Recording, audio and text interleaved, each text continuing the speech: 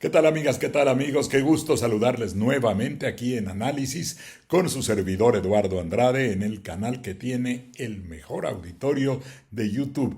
Esta vez para satisfacer una consulta que me han hecho, una petición de un comentario sobre la ley del Infonavit, sobre los cambios que se están introduciendo y esta conseja que ha corrido entre la sociedad impulsada por opositores que francamente engañan, están mintiendo al decir que se roban el dinero de los trabajadores con estos cambios. Yo entiendo que en los congresos hay distintas posiciones, que hay apasionamientos y a veces se usan argumentos exagerados, pero llegar al extremo de decir abiertamente en la tribuna, acusar al gobierno de que se está robando el dinero de los trabajadores. Oí a Ricardo Anaya, que es un buen abogado, es un buen argumentador, nada más que aquí era con una gran falsedad decir que se roban el dinero y sacó los estados de cuenta en los que aparece.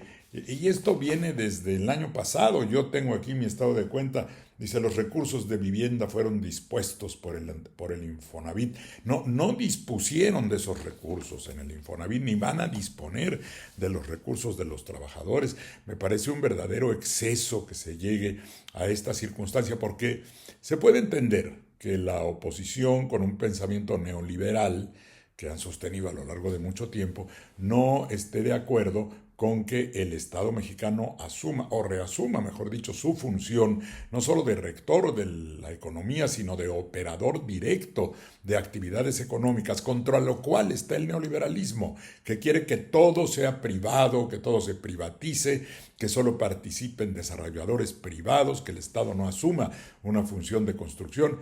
Ahora, tampoco fue algo muy bueno, no dio un muy buen resultado el hecho de que los desarrolladores hicieran este tipo de unidades habitacionales lejísimos, nada más en busca de lucro, de la aplicación de recursos para ganar dinero, pero no para satisfacer la necesidad de los trabajadores.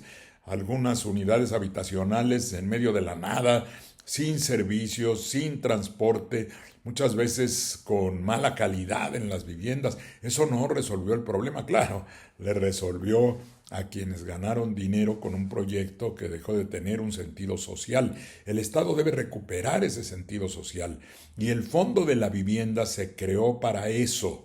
Y no está cambiando nada de fondo, ni se están quedando con dinero de los trabajadores. Un fondo, fíjense bien, esto es muy importante. El Fondo de la Vivienda se creó en 1972, en la época de la presidencia de Luis Echeverría, y tenía por objeto resolver un antiguo asunto que estaba en la Constitución desde 1917. Los constituyentes habían establecido la obligación de los empresarios, de los patrones, de otorgar vivienda a los trabajadores siempre y cuando hubiera una cierta cantidad de trabajadores en la empresa. En fin, había reglas que tendían a satisfacer esa necesidad a partir de una obligación impuesta a los patrones, que era muy difícil de cumplir. Además, las empresas pueden tener distintos tamaños, algunas sí podrían tener cientos de trabajadores, pero a otras unos cuantos. No todas podrían hacer frente a una obligación de esta naturaleza. ¿Cómo resolver esto? Mediante un fondo, el Infonavit, el Fondo para la Vivienda de los Trabajadores, que tiene esa característica de los fondos solidarios, colectivos, que no es que tengamos nuestro dinero ahí como si fuera una cuentecita de banco y que lo puedo jalar cuando yo quiera. El fondo es, ¿qué decir? Como una tanda. ¿Qué es una tanda? En la tanda distintas personas forman un fondo y no esperan que ahí su dinero esté identificado y que se lo puedan llevar cuando quieran. Ese fondo es de todos y es para todos, es para satisfacer a todos de manera sucesiva. Entonces se genera el fondo, se prestan recursos a uno de los integrantes, este lo va reponiendo para que se renueve la cantidad de dinero en el fondo y tiene un crédito que paga a partir de una cantidad que se constituyó y que cada uno en lo individual no podría tener a su alcance. Para eso son los fondos. desde la época del mutualismo, allá en el siglo XIX, cuando los patrones no tenían ninguna obligación para responsabilizarse de los accidentes de trabajo, por ejemplo.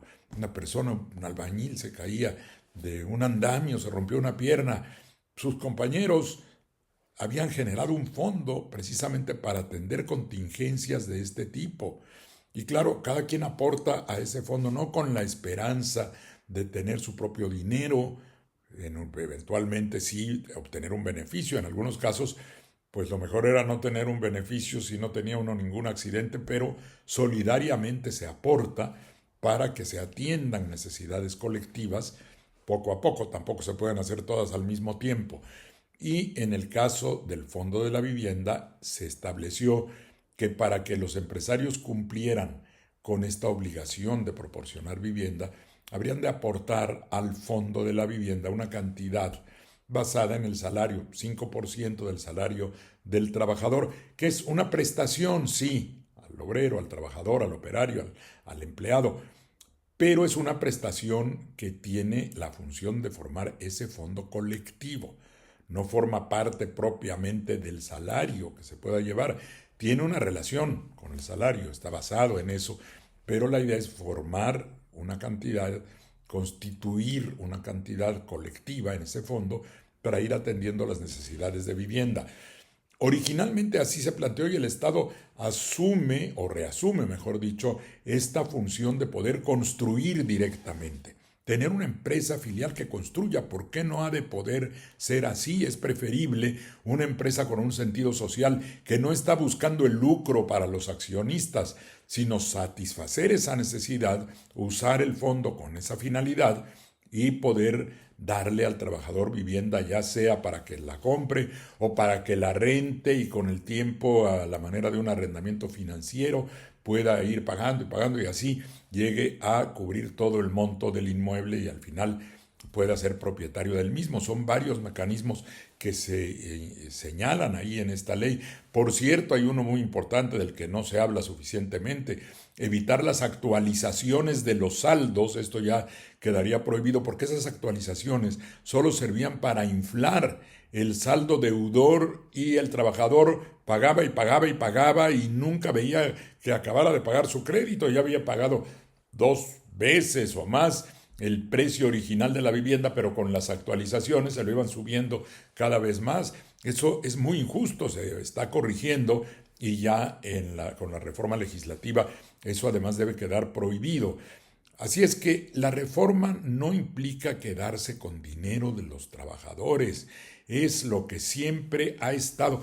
Es más, en los estados de cuenta los mandan las Afores, sí, pero en una letra chiquitita, chiquitita por acá, dice que el Fondo de la Vivienda no es administrado por la Afore, nunca lo ha sido, nunca estuvo ahí ni forma parte de los fondos para la pensión, para el retiro.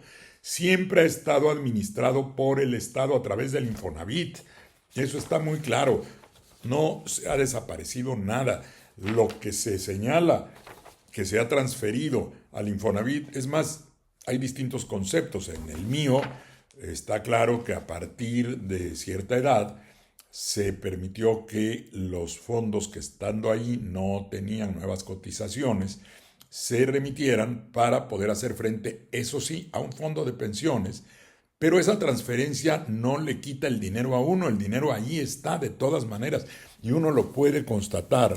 En el caso del Infonavit, por ejemplo, si uno se mete, yo ya me metí aquí en mi iPad, entra uno al Infonavit, luego se identifica, pone uno que pone su CURP, no, el número de seguridad social, y luego creo que piden la CURP, y luego ya entra uno con estas cosas para demostrar que no es un robot, y unas letras ahí medio distorsionadas que uno escribe, y total entra uno. Y ahí al entrar hay una parte que dice mi ahorro, y ahí está registrado.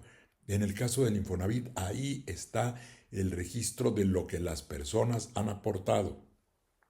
Eso no está a disposición libre porque en el fondo, donde se ha constituido, sirve para hacer esas construcciones. También pueden participar los privados.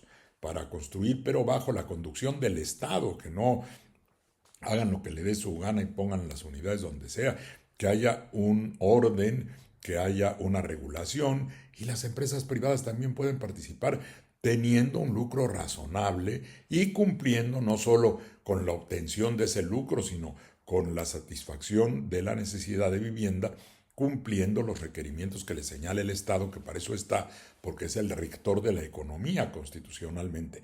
El fondo, también igual que antes, sirve, aunque lo habían dedicado solo a eso, en un sentido muy financiero, que solo sirviera como prestamista para prestar el dinero, y con estas actualizaciones de saldos y fenómenos financieros que afectaban al trabajador, que no alcanzaba a ver que recibiera su vivienda de manera indefinitiva, ahora seguirán dándose esos créditos que la persona puede buscar o tener ya visto un departamento que puede adquirir, que está en rango de sus posibilidades, puede adquirir un crédito, lo irá pagando, ese dinero regresa al fondo y sigue sirviendo para nuevos créditos o para financiar construcción de vivienda que se ponga a la venta o que se rente. Eso es todo, no hay ningún robo, no hay ningún agandalle, como dicen algunos, no hay ninguna privación, ni ha arrebatado nada el Estado. Ahí el dinero está en el fondo como siempre ha estado. Y la persona que no logra tener acceso al crédito, que termina su vida laboral y no ha tenido ni préstamos, ni ha podido adquirir todavía ninguna vivienda, es así, puede recuperar dinero que estaba ahí para servir a todos, pero que al momento en que ya la persona no va a tener oportunidad de recibir la prestación que surge del fondo, el dinero ahí está y está registrado y se hacen los trámites que hay que hacer y se puede recuperar. Nadie se ha robado nada. Es muy injusto que se emplee para el debate político, siempre válido entre posiciones distintas, que se emplee la falsedad y la descalificación cuando no hay bases y cuando solo se desorienta a la sociedad para pretender ponerla en contra de la administración pública. Muchas gracias por su atención. Hasta la próxima.